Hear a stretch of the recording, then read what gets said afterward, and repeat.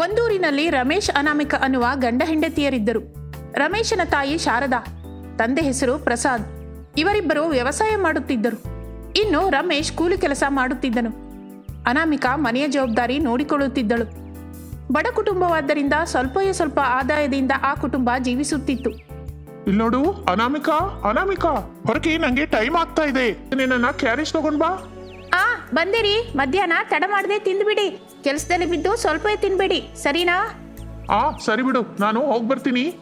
ರಮೇಶ್ ಹೋಗುತ್ತಾ ಇರುವಾಗ ಪ್ರಸಾದ್ ಶಾರದರು ಮನೆಯೊಳಗೆ ಬರುತ್ತಾರೆ. ಅವರು ಬರಬರುತ್ತಲೇ ಚಿಂತೆಯಿಂದ ಇರುತ್ತಾರೆ.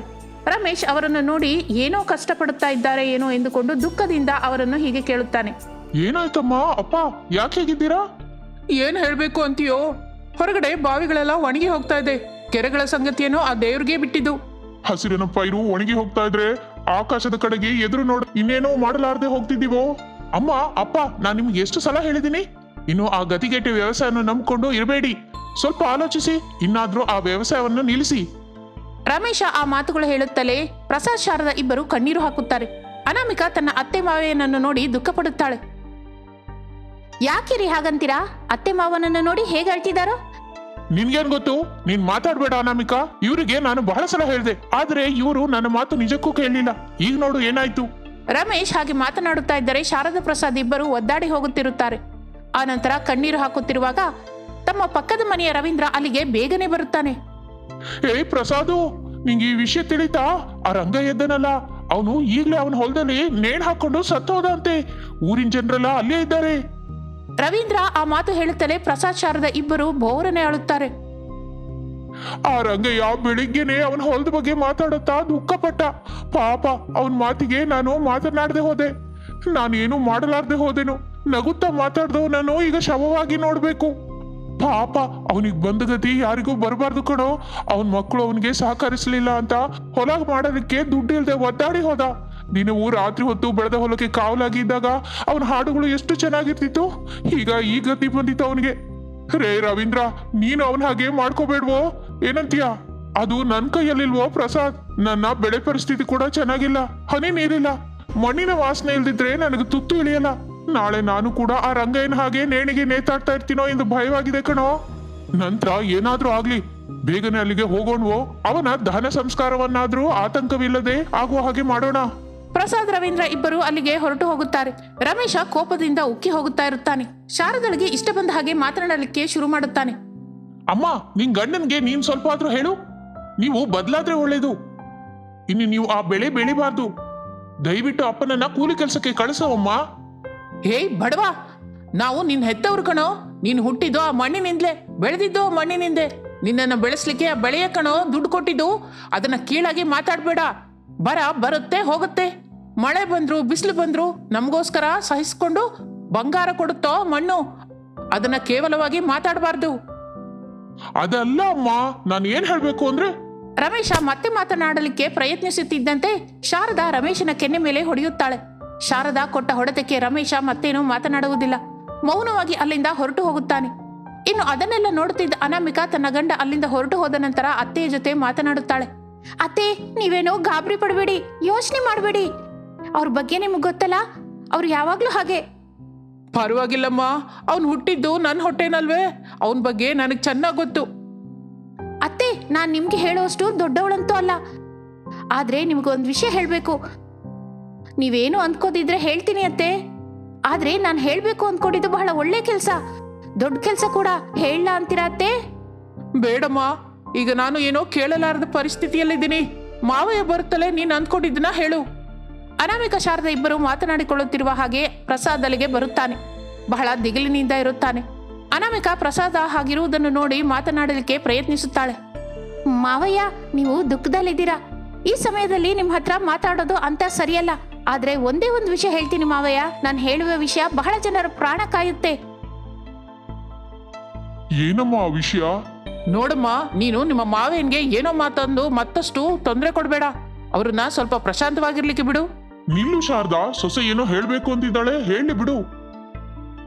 ನಾನು ಏನ್ ಹೇಳ್ಬೇಕು ಅನ್ಕೊಂಡಿದ್ದೀನೋ ಅಂದ್ರೆ, ನಮಗೆ ವ್ಯವಸಾಯ ಮಾಡಲಿಕ್ಕೆ ಬಹಳ ಪದ್ಧತಿಗಳಿವೆ. ಬರ ಬಂದಾಗ, ನೀರಿನ ಬವಣೆ ಬಂದಾಗ ಒಂದು ಉಪಾಯವಿದೆ ಮಾವಯ್ಯ. ನಾವು ಪ್ಲಾಸ್ಟಿಕ್ ಬಾಟಗಳಲ್ಲಿ ಕೆಲವು ಬೆಳೆ ಬೆಳಿಬಹುದು. ಅದರಲ್ಲಿ ಮುಖ್ಯವಾಗಿ ಟೊಮೆಟೊ ಬೆಳೆ ಬೆಳಿಬೋದು ಮಾವಯ್ಯ. ಏನಮ್ಮ ನೀನ್ ಹೇಳೋದು? ಪ್ಲಾಸ್ಟಿಕ್ ಬಾಟ್ಲಿಯಲ್ಲಿ ಟೊಮೊಟೊ ಬೆಳಿತೀಯಾ? ಅದು ನಡೆಯುವ ಕೆಲ್ಸನಾ? ಆಗತ್ತೆ ಅತ್ತೆ, ನೀವು ಒಪ್ಕೊಂಡ್ರೆ ನಾನು ನಾಳೆಯಿಂದಲೇ ಹೊಲದ ಹತ್ರ ಬರ್ತೀನಿ. ನಾವೆಲ್ಲರೂ ಸೇರಿ ಪ್ಲಾಸ್ಟಿಕ್ ಬಾಟ್ಲಿಯಿಂದ ವ್ಯವಸಾಯ ಮಾಡೋಣ ಮಾವಯ್ಯ. ಅತ್ತೆ ಏನಂತೀರಾ ಅತ್ತೆ? ಇನ್ನು ಅನಾಮಿಕಳ ಮಾತಿನ ಪ್ರಕಾರ ಶಾರದಾ ಪ್ರಸಾದರು ಪ್ಲಾಸ್ಟಿಕ್ ಬಾಟಲ್ಗಳಲ್ಲಿ ವ್ಯವಸಾಯ ಮಾಡಲಿಕ್ಕೆ ಒಪ್ಪಿಕೊಳ್ಳುತ್ತಾರೆ. ಆ ಮಾರನೇ ದಿನ ಪ್ಲಾಸ್ಟಿಕ್ ಬಾಟಲಿ ತಂದು ಅದರಲ್ಲಿ ನೀರು ತುಂಬಿ ಟೊಮೊಟೊ ಬೀಜ ಹಾಕುತ್ತಾರೆ. ದಿನವೂ ಆ ಪ್ಲಾಸ್ಟಿಕ್ ಬಾಟಲಲ್ಲಿ ಸ್ವಲ್ಪ ನೀರು ತುಂಬುತ್ತಾ ಇರುತ್ತಾರೆ. ಹಾಗೆ ಸ್ವಲ್ಪ ದಿನಗಳಲ್ಲಿ ಟೊಮೊಟೊ ಗಿಡಗಳು ಬರುತ್ತದೆ. ಆ ನಂತರ ಆ ಟೊಮೊಟೊ ಗಿಡಗಳು ದೊಡ್ಡದಾಗಿ ಬಹಳಷ್ಟು ಟೊಮೊಟೊ ಬೆಳೆಯುತ್ತದೆ. ಅನಾಮಿಕಳನ್ನು ಊರೆಲ್ಲ ಮೆಚ್ಚಿಕೊಳ್ಳುತ್ತದೆ. ರಮೇಶ್ ಕೂಡ ತನ್ನ ಹೆಂಡತಿ ಮಾಡಿದ ಕೆಲಸಕ್ಕೆ ಎಷ್ಟೋ ಗರ್ವ ಪಡುತ್ತಾನೆ. ನನ್ ಸೊಸೆ ಬಂಗಾರ, ಬಹಳ ಜನರು ಆತ್ಮಹತ್ಯೆ ಮಾಡಿಕೊಳ್ಳದೆ ಇರೋ ಹಾಗೆ ಒಳ್ಳೆ ಹಾದಿ ತೋರಿಸ್ಕೊಟ್ಟೆ ಅಮ್ಮ, ನೀನು ದೊಡ್ಡವಳು. ಹೌದಮ್ಮ, ಇಂಥ ಆಲೋಚನೆ ಎಲ್ರಿಗೂ ಬಂದಿದ್ರೆ ಆ ದಿನ ಆ ರಂಗಯ್ಯನನ್ನು ಹಾಗೆ ಕಳ್ಕೊಳ್ಬೇಕಾಗಿರ್ಲಿಲ್ಲ. ಇದೇ ಅಲ್ಲ ಮಾವಯ್ಯ, ನಮ್ಮೂರಿನ ರೈತರಿಗಾಗಿ ಇನ್ನು ಬಹಳ ಪ್ರಯೋಗ ಮಾಡೋಣ. ಇನ್ನು ಅನಾಮಿಕಳನ್ನು ಊರೆಲ್ಲ ಪ್ರಶಂಸಿಸುತ್ತದೆ. ಆ ನಂತರ ಊರಿನ ಜನರು ಅವಳನ್ನು ಸತ್ಕರಿಸುತ್ತಾರೆ ಕೂಡ. ಎಲ್ಲರಿಗೂ ತನ್ನಿಂದ ಪ್ರಯೋಜನವಾಗಿದ್ದರಿಂದ ಅನಾಮಿಕಳ ಕುಟುಂಬ ಬಹಳ ಸಂತೋಷಿಸುತ್ತದೆ. ಒಂದೂರಿನಲ್ಲಿ ಶಾರದಾ ಅನ್ನುವ ಅತ್ತೆ ಇದ್ದಳು. ತನ್ನ ನಟನೆಯಿಂದ ಎಲ್ಲರಿಗೂ ಮೋಸ ಮಾಡುತ್ತಿದ್ದಳು. ಶಾರದಾಳ ಗಂಡ ಪ್ರಸಾದ್ ಒಬ್ಬ ಅಮಾಯಕ. ತನ್ನ ಹೆಂಡತಿ ಹೇಳಿದ್ದನ್ನೇ ಮಾಡುತ್ತಿರುತ್ತಾನೆ. ಶಾರದಾಳ ಮಗ ರಮೇಶ್ ಕೂಡ ತನ್ನ ತಾಯಿಯ ನೆರಳಿನಲ್ಲೇ ನಡೆಯುತ್ತಿರುತ್ತಾನೆ. ಒಂದು ದಿನ ರಮೇಶ್ ಧನವಂತರಾದ ಅನಾಮಿಕಾ ಅನ್ನುವ ಹುಡುಗಿಯ ಮನೆಗೆ ಹೋಗುತ್ತಾನೆ. ಹೇಳಿ, ನನ್ನ ಹತ್ರ ಏನೋ ಮಾತಾಡ್ಬೇಕು ಅಂತ ಅಂದ್ರಲ್ಲ? ನನ್ನಮ್ಮ ಸಾವು ಬದುಕಿನಲ್ಲಿ ಹೋರಾಡ್ತಾ ಇದ್ದಾಳೆ ರೀ. ಆಸ್ಪತ್ರೆಯಲ್ಲಿ ಡಾಕ್ಟರ್ ಇನ್ನು ಕೆಲವೇ ದಿನ ಬದುಕ್ತಾರೆ ಅಂದ್ರು. ಅದಕ್ಕೆ ಮನೆಗೆ ಕರೆತಂದೆ. ನನಗೆ ನಮ್ಮಮ್ಮನ ನೋಡ್ತಾ ಇದ್ರೆ ಬಹಳ ದುಃಖವಾಗುತ್ತೆ. ಹಲೋ, ಯಾರ್ ನೀವು? ಇಲ್ಲಿಗೆ ಬಂದು ಏನ್ ಮಾತಾಡ್ತಿದ್ದೀರಾ? ನಿಮ್ಮಮ್ಮಂಗೆ ಆರೋಗ್ಯ ಸರಿ ಇಲ್ಲ ಅಂದ್ರೆ ನನ್ನನ್ನೇನ್ ಮಾಡ್ಬೇಕು ಅಂತೀರಾ ಹೇಳಿ? ನಿಮ್ಗೆ ಅಮ್ಮ ಇಲ್ಲ ಅಂತ ತಿಳಿದೆ. ನಿಮ್ಮ ತಂದೆ ಫಾರಿನಲ್ಲಿದ್ದಾರೆ ಅಂತ ತಿಳ್ಕೊಂಡೆ. ಅಮ್ಮ ಇಲ್ಲದ ನೋವು ಹೇಗಿರುತ್ತೆ ಅಂತ ನಿಮಗ್ ಗೊತ್ತಲ್ಲ? ಹೌದು, ಆ ಬಾಧೆ ಏನು ಅಂತ ನಂಗೆ ಗೊತ್ತು. ಅದಕ್ಕೆ ನೀವು ನಂಗೆ ಸಹಾಯ ಮಾಡ್ತೀರಾ ಅಂತ ಇಲ್ಲಿಗೆ ಬಂದೆ. ನಮ್ಮಮ್ಮ ಸಾಯೋದಕ್ಕೆ ಮೊದಲು ಚಿಕ್ಕ ಕೋರಿಕೆ ಕೋರಿದ್ದಾಳೆ. ಒಂದು ದೊಡ್ಡ ಮನೆ ಹುಡುಗಿಯನ್ನ ನೀನು ಮದುವೆ ಮಾಡ್ಕೋಬೇಕು, ಹಾಗಾದ್ರೆ ಅದನ್ನ ನೋಡಿ ಸತ್ತು ಹೋಗ್ತೀನಿ ಅಂತ ಅಂದಳು ರೀ. ನಂಗೆ ನಮ್ಮಮ್ಮನ ಕೋರಿಕೆಯನ್ನು ಹೇಗಾದ್ರೂ ತೀರಿಸ್ಬೇಕು ಅಂತ ಅನಿಸ್ತು. ಆದ್ರೆ ನಾನೇನೋ ಬಡವನು, ಅಷ್ಟು ಅಂದವಾಗಿ ಕೂಡ ಇಲ್ಲ. ನನ್ನನ್ನು ಯಾವ ದೊಡ್ಡ ಮನೆಯ ಹುಡುಗಿ ಮದುವೆ ಮಾಡ್ಕೋತಾಳೆ ಹೇಳಿ? ಅದಕ್ಕಂತ ನಾನೇನ್ ಮಾಡ್ಬೇಕು? ಹೇಗೆ ಸಹಾಯ ಮಾಡ್ತೀನಿ ನಿಮ್ಗೆ? ನೀವು ನನಗೆ ಸಹಾಯ ಮಾಡಿದರೆ ನಮ್ಮಮ್ಮನ ಕೋರಿಕೆ ನೆರವೇರುತ್ತೆ. ನಮ್ಮಮ್ಮ ಸಾಯುವವರೆಗೂ ನೀವು ನನ್ನ ಹೆಂಡತಿಯಾಗಿ ನಡೆಸಿದರೆ ಸಾಕು. ದಯವಿಟ್ಟು ನನ್ನ ಮಾತು ಇಲ್ಲ ಅನ್ಬೇಡಿ. ಹೊರಗಡೆ ನಮ್ಮಮ್ಮ ಸತ್ತು ಹೋಗ್ತಾ ಇದ್ದಾಳೆ. ನಿಮ್ಮ ಮಾತುಗಳನ್ನು ನಾನು ನಿಜಕ್ಕೂ ನಂಬೋದಿಲ್ಲ. ಅಂದ್ರೆ ನೀವು ನನ್ನ ಜೊತೆ ನಮ್ಮ ಮನೆಗೆ ಬನ್ನಿ. ರಮೇಶ್ ತನ್ನ ಮನೆಗೆ ಅನಾಮಿಕಳನ್ನು ಕರೆದುಕೊಂಡು ಹೋಗುತ್ತಾನೆ. ಸಾವು ಬದುಕಿನಲ್ಲಿದ್ದ ಶಾರದಳನ್ನು ನೋಡಿ ಅನಾಮಿಕಾ ದ್ರವಿಸಿ ಹೋಗುತ್ತಾಳೆ. ಶಾರದ ಕೂಡ ತನ್ನ ಸೊಸೆ ಅನಾಮಿಕಾ ಅಂತ ಸಂತೋಷಿಸುತ್ತಾಳೆ. ಈ ಅಮ್ಮನ ಮಾತು ನೆರವೇರಿಸಿದ್ಯೇನೋ, ಈ ಹುಡುಗಿ ಬಹಳ ಚೆನ್ನಾಗಿದ್ದಾಳೆ. ನನ್ನ ಮುಂದೆಯೇ ನೀವು ಮದುವೆ ಮಾಡ್ಕೋಬೇಕು ಬಾಬು. ಬೇಗನೆ ಮದುವೆ ಮಾಡ್ಕೊಳ್ಳಿ. ನಾನು ಸತ್ತು ಹೋಗುವ ಹಾಗಿದ್ದೀನಿ. ನಿನ್ನ ಮದುವೆ ನೋಡಿ ಸತ್ತು ಹೋಗ್ಬೇಕು ಅಂದ್ಕೋತಿದ್ದೀನಿ. ಬೇಗನೆ ಹುಡುಗಿ ಕುತ್ತಿಗೆಗೆ ತಾಳಿ ಕಟ್ಟೋ. ದಯವಿಟ್ಟು ನಮ್ಮಮ್ಮನ ಪರಿಸ್ಥಿತಿ ನೋಡಿ ಆದ್ರೂ ನೀವು ಈ ಮದುವೆಗೆ ಒಪ್ಕೊಳ್ಳಿ. ರಮೇಶನನ್ನು ಅನಾಮಿಕಾ ಪಕ್ಕಕ್ಕೆ ಕರೆದುಕೊಂಡು ಹೋಗಿ ಮಾತನಾಡುತ್ತಾಳೆ. ನಿಮ್ಮಮ್ಮ ಸತ್ತು ಹೋಗ್ತಾರೆ ಅಂತ ಹೇಳಿದ್ರಿಂದ ಸ್ವಲ್ಪ ದಿನಕ್ಕೆ ಒಪ್ಕೋತಿದ್ದೀನಿ. ನಿಮ್ಮಮ್ಮ ಸತ್ತು ಹೋದ ತಕ್ಷಣ ನೀವು ನನ್ನನ್ನು ಬಿಟ್ಟು ಹೋಗಬೇಕು. ಅಷ್ಟರವರೆಗೂ ನೀವು ನಮ್ಮ ಮನೆಯಲ್ಲೇ ಇರಬಹುದು. ಈ ಕಂಡೀಷನ್ಗೆ ಒಪ್ಪಿದ್ರೆ ನಾನು ಅದಕ್ಕೆ ಒಪ್ಕೋತೀನಿ. ಹಾಗೆ ಆಗ್ಲಿ, ಬೇಗನೆ ಬನ್ನಿ. ನಮ್ಮಮ್ಮನ ಪ್ರಾಣ ಕಾಪಾಡ್ಕೋಬೇಕು. ಶಾರದಾ ದುಃಖ ಪಡುತ್ತಾ ಇರುವಾಗ ರಮೇಶ್ ಅನಾಮಿಕಳ ಕುತ್ತಿಗೆಗೆ ತಾಳಿ ಕಟ್ಟುತ್ತಾನೆ. ಅನಾಮಿಕಾ ರಮೇಶ ಮದುವೆ ನಡೆದು ಹೋಗುತ್ತದೆ. ಅನಾಮಿಕಳ ಮನೆಯಲ್ಲಿ ಕೆಲಸ ಮಾಡುವವರೆಲ್ಲರೂ ಕೂಡ ನಿಜವಾಗಿಯೂ ಅನಾಮಿಕಳ ಮದುವೆ ನಡೆಯಿತು ಅಂತ ಅಂದುಕೊಳ್ಳುತ್ತಾರೆ. ಶಾರದಾ ಪ್ರಸಾದರು ಅನಾಮಿಕಳ ಮನೆಯಲ್ಲಿಯೇ ಅಂಡೂರುತ್ತಾರೆ. ಹಾಗೆ ಕೆಲ ತಿಂಗಳುಗಳು ಕಳೆಯುತ್ತದೆ. ಅನಾಮಿಕಾ ತನ್ನ ಪಾಡಿಗೆ ತಾನು ಯಾವುದೋ ಕೆಲಸ ಮಾಡುತ್ತಿರುತ್ತಾಳೆ.